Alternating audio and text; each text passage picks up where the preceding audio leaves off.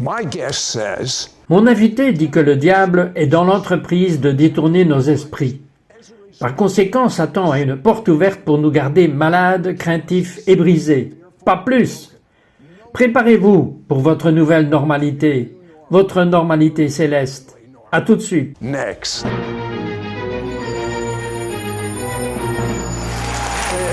La présence de Dieu, le Saint-Esprit est si fort ici. Saint-Esprit, nous te donnons l'autorisation de prendre le contrôle. Prends le contrôle de cette émission. Prends le contrôle du peuple qui visionne à la maison. Prends le contrôle du public du studio. Nous attendons que des miracles bibliques se produisent. Nous attendons que ta présence submerge tout le monde qui nous regarde en ce moment. Maintenant, Chad Gonzalez a opéré des miracles pendant des années, mais cela a incroyablement augmenté. Chad dit que la plupart des croyants vivent dans une réalité maudite. Expliquez la différence entre la réalité maudite et la réalité alternative. Alternate reality. Eh bien, la réalité maudite est ce qui est normal pour le pécheur. Malheureusement, cette réalité maudite est normale pour le croyant, même si nous avons été rachetés de cela. Jésus fait cette puissante déclaration dans Jean, chapitre 17, dans sa prière. Il dit, « Père, je te remercie de les sanctifier ou de les mettre à part, par ta vérité, car ta parole est vérité. » Eh bien, le mot grec pour vérité est littéralement le mot réalité.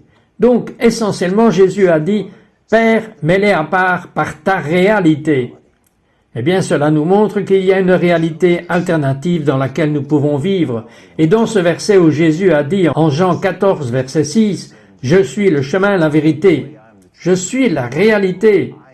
Donc, si vous voulez voir ce qui est vraiment réel, regardez Jésus. Le problème, c'est que la plupart d'entre nous, en tant que chrétiens, nous prêchons ce grand message de foi.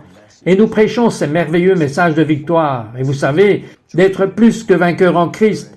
Mais quand nous arrivons à notre point de vue, nous avons encore beaucoup de perspectives d'un pécheur, une perspective maudite. Et pourtant, nous essayons d'opérer depuis le ciel. Cela ne fonctionne pas ainsi. C'est presque comme si l'Église devient de plus en plus chercheur convivial, de moins en moins dans la réalité céleste et de plus en plus dans la réalité maudite. Il doit y avoir un changement. Il doit y avoir une différence, mais nous acceptons ce qui est normal pour le monde. Et pourtant, nous prêchons et parlons sur la façon dont toutes les choses sont possibles à Dieu. Mais ensuite, on le regarde du point de vue d'un pécheur. Comment est-ce possible d'arriver dans ce domaine naturel? Et nous nous identifions avec ces choses. Même quand il s'agit de guérison, nous prêcherons et nous dirons que par les meurtrissures de Jésus, je suis déjà guéri. Vous avez été guéri. Et pourtant, on se voit encore comme la femme avec la question du sang, essayant d'atteindre Jésus pour être guéri. Donc, c'est comme si nous prêchions, tu es guéri pendant les 45 minutes dans le service, et puis nous disons, maintenant, viens ici et sois guéri. Eh bien, lequel est-ce? Vous venez de me dire que je suis guéri, et maintenant vous me dites de venir chercher la guérison. Et c'est parce que nous nous sommes encore identifiés aux pécheurs, et nous ne nous identifions pas comme celui qui est uni à Christ. Vous voyez, je ne suis plus cette femme qui essaye d'atteindre Jésus. Je ne suis plus le lépreux qui essaye d'atteindre Jésus. Quand je suis né de nouveau, le guérisseur est à l'intérieur de moi. Mais nous nous voyons toujours comme séparés. Et ça ne marche pas comme ça. Je ne peux pas manifester le ciel si je ne suis plus conscient de cette réalité maudite qui est normale pour le pécheur. Et c'est là qu'il y a eu cette vraie déconnexion entre notre message de foi et pourtant le fait de voir des résultats. Et c'est pourquoi beaucoup de personnes sont frustrées. Et ça ne marche tout simplement pas. Le message de la foi est correct. Exact. Mais parce que nous avons tant de monde en nous, si vous voulez, plutôt que de vivre hors de la vraie réalité. Ça ne marche pas dans nos vies. C'est ce que je vous entends dire. Ça ne marche pas et c'est pourquoi l'apôtre Paul a passé tant de temps à nous dire que faire de notre esprit. Romains chapitre 12 verset 2. Ne vous conformez pas à ce monde. Soyez transformés par le renouvellement de votre esprit. Il fait même cette déclaration puissante dans Éphésiens chapitre 4 versets 16 et 17. Il dit « Ne sois pas comme les gentils qui marchent dans la vanité de leurs pensées. » Puis il fait cette déclaration et il dit « Et ils ont leur entendement obscurci, et ils sont aliénés de la vie de Dieu. » Ce mot compréhension signifie littéralement imagination. Alors ce qu'il nous fait savoir, c'est que les gentils ont permis de laisser libre cours à leur imagination, et à cause de cela, ils sont aliénés de la vie de Dieu. Cette grande, précieuse, puissante, extrêmement abondante qui a ressuscité Jésus d'entre les morts est à l'intérieur de nous. C'est là non seulement pour nos corps physiques, mais c'est aussi manifeste dans notre monde. Il nous fait savoir que c'est notre imagination. C'est presque comme le barrage qui permet que la vie de Dieu s'écoule hors de nous ou permet que la malédiction coule en nous. Brièvement, vous parlez sur le renouvellement de l'esprit. Comment pouvons-nous être libres de cette réalité maudite? Eh bien, encore une fois, Jésus nous a libérés. Vous pourriez dire qu'il nous a transposés du royaume des ténèbres dans le royaume de la lumière. Il nous a débranchés de la malédiction. Et pourtant, avec notre âme, nous nous reconnectons à la malédiction quand nous avons commencé à penser qu'être malade est normal. Qu'en vieillissant, le cancer, c'est juste une partie de la vie, ou perdre la tête, ou toutes ces choses que le monde accepte comme normales. Nous avons encore ça dans l'Église. Et tant qu'on voit encore comme le pécheur, nous pouvons être sauvés dans notre esprit. Mais tant que nous avons la pensée de la malédiction, nous allons toujours avoir des résultats maudits. C'est pourquoi beaucoup de gens meurent sur leur lit de mort, confessant les écritures de guérison, parce qu'ils ne se voient pas eux-mêmes dans cette réalité alternative, la réalité céleste, la perspective du ciel, parce que nous pensons que nous ne l'avons pas. Nous le voyons avec la perspective d'un pécheur, que je ne l'ai pas. Mais la perspective céleste, c'est que je l'ai déjà. J'ai juste besoin de la manifester. Maintenant, Chat a reçu, je vais l'appeler comme elle était, une révélation choquante au Kenya d'un ancien sorcier de haut niveau qui l'a catapulté une fois qu'il a eu cette révélation, et d'autres qui ont reçu cette révélation dans un nouveau royaume de foi pour les miracles. For miracles. We will be right back to It's Supernatural.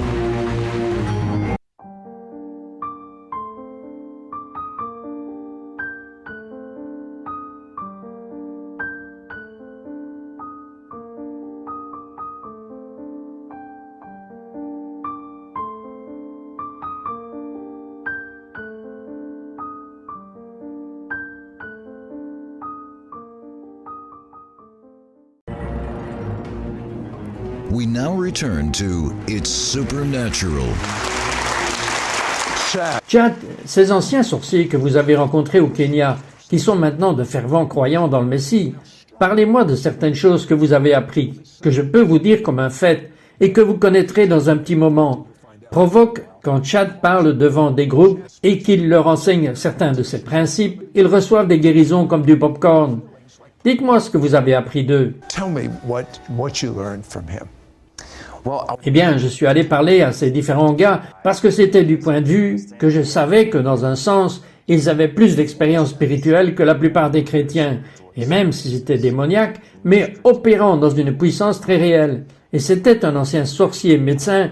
Alors je lui ai dit, parlez-moi sur la méditation et le pouvoir des mots et la guérison. Et il m'a dit, eh bien, numéro 1, ce qui vient avec la guérison.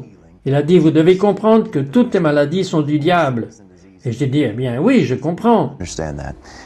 C'est plutôt cool pour un sorcier de dire cela, un ancien sorcier. Poursuivez. Go ahead.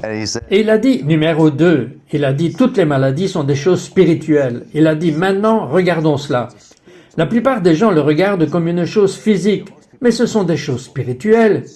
Eh bien, la plupart des chrétiens pensent encore que ce sont des choses physiques, mais ce sont des choses spirituelles. Et il a dit, c'est pourquoi quand les gens venaient à nous, nous ne pouvions pas enlever la maladie parce que Satan n'est pas un créateur. Nous ne pouvions pas l'emporter, mais nous les manipulions. Il a dit, nous les changions. S'ils venaient nous voir avec un cancer, nous le changions simplement en diabète. Comment aimeriez-vous aller à un médecin comme ça?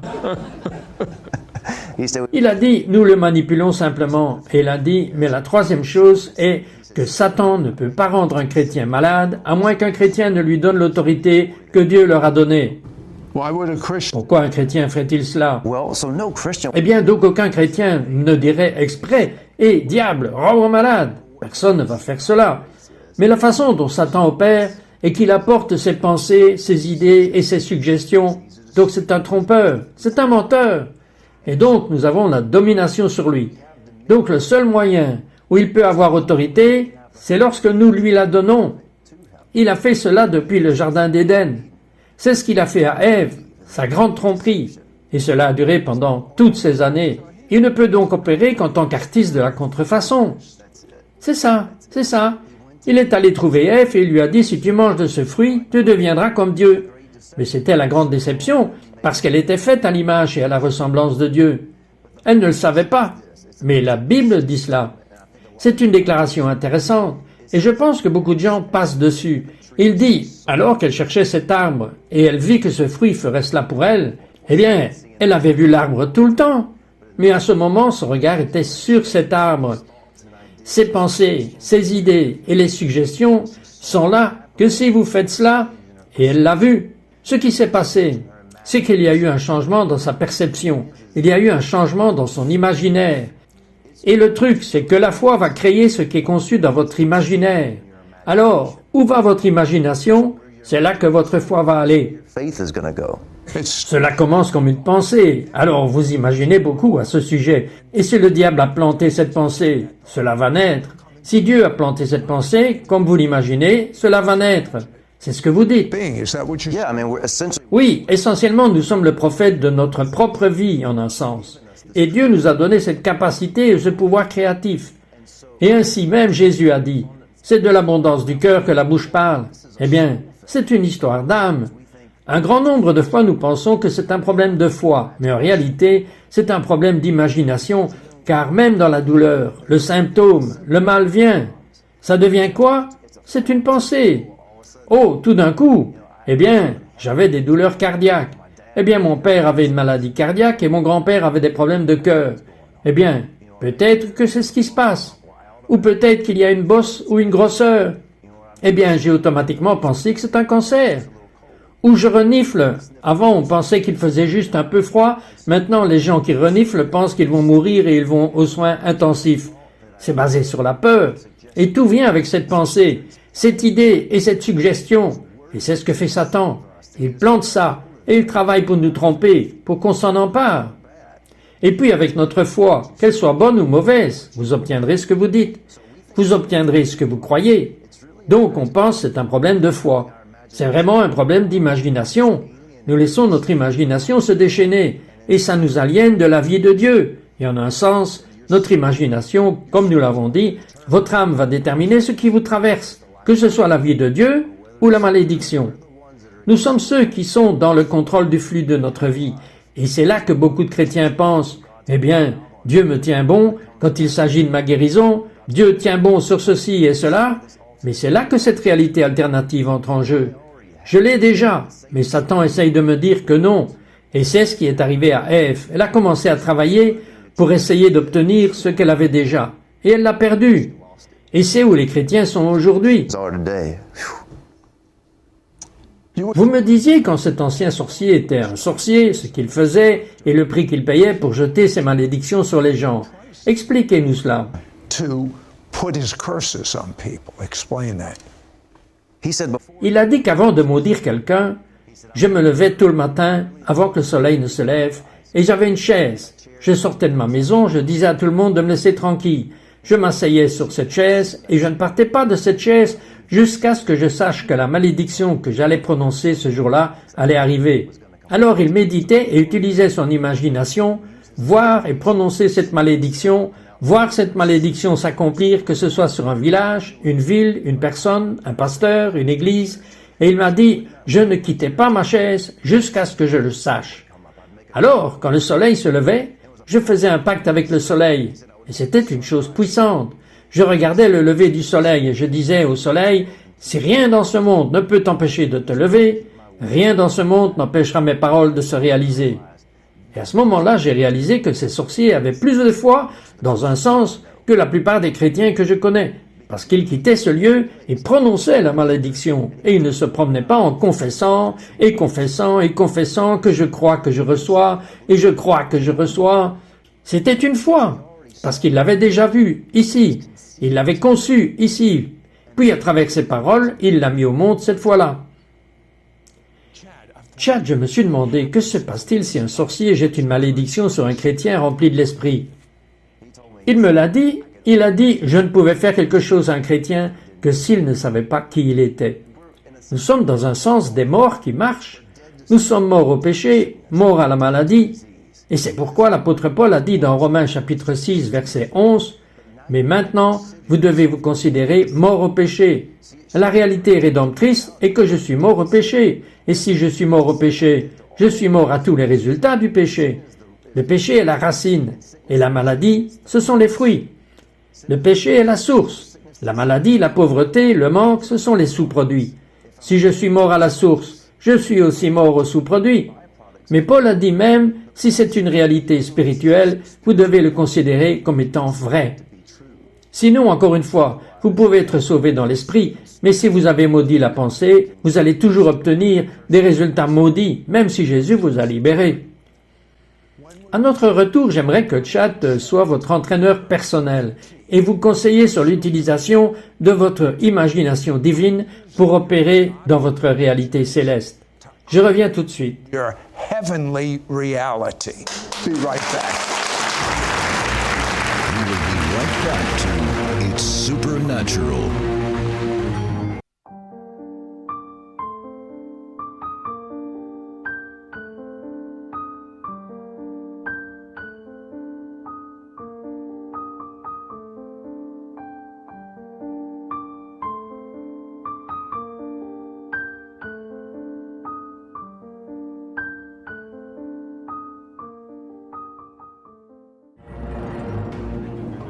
We now return to It's Supernatural. Chad, Chad, maintenant que vous encadrez les croyants dans ce que vous faites personnellement, vous voyez tellement de merveilleuses réalités à cause de votre réalité céleste sanctifiée, votre imagination céleste. Dites-moi quelque chose qui vous est arrivé et à d'autres. things that have happened to you and others. This is one C'est une situation. Je ne tombe pas malade. Je ne dis pas ça juste pour paraître spirituel. Je ne tombe pas malade. Mais il y a eu un moment, il y a quelques années, où j'ai eu peur des finances. Nous avions affaire à un projet immobilier massif et nous avions besoin de beaucoup d'argent. Et donc, je suis généralement un homme de foi, mais pendant quelques jours, j'ai laissé mon esprit s'emballer. Et alors, une nuit, je suis entré dans la douche. Il était 11 heures du soir. Je suis rentré sous la douche et je vais mettre du savon sur mon bras et je baisse les yeux et je vois que j'avais plein d'urticaire. Mais non, je ne savais pas ce que c'était. Je me disais, est-ce la lèpre? Que se passe-t-il? J'ai des bosses et des éruptions cutanées sur tout mon corps. Et puis ma gorge a commencé à gonfler. J'avais du mal à respirer et à déglutir. Alors j'ai crié après ma femme. J'ai dit, laissez, laissez. Elle a couru et elle a paniqué. Et pour faire l'histoire courte, je l'ai combattue. Et nous avons décidé d'aller à la salle d'urgence. Alors on a roulé vers la salle d'urgence. Maintenant, je suis en colère contre moi parce que je me rends compte de ce qui s'est passé. En fait, j'ai amené cela moi-même. J'ai eu peur à ce sujet. Et donc, nous entrons dans le parking. Lacey est prête à entrer. Je dis stop. J'ai dit regarde. Donne-moi 10 minutes pour mettre en pratique ce que je prêche. Je me sentais vraiment condamné. J'ai dit donne-moi 10 minutes. Et donc, elle a réglé la minuterie de son téléphone. Elle est prête à me faire entrer. Mais je prends mon téléphone. Je vais sur YouTube. Je mets de la musique instrumentale de piano et je ferme les yeux. Et je commence juste à m'imaginer moi-même debout, là. Ouf! Juste je commence à m'asseoir et je m'imagine sur le trône. imagine myself standing there.